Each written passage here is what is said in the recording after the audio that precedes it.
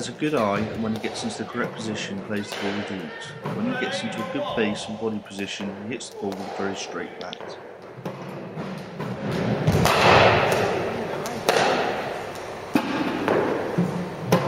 Oli needs to take his hands back further and earlier, as at times he looks rushed into the shot. This will mean he will only have to bring his hands down as he is playing his shot.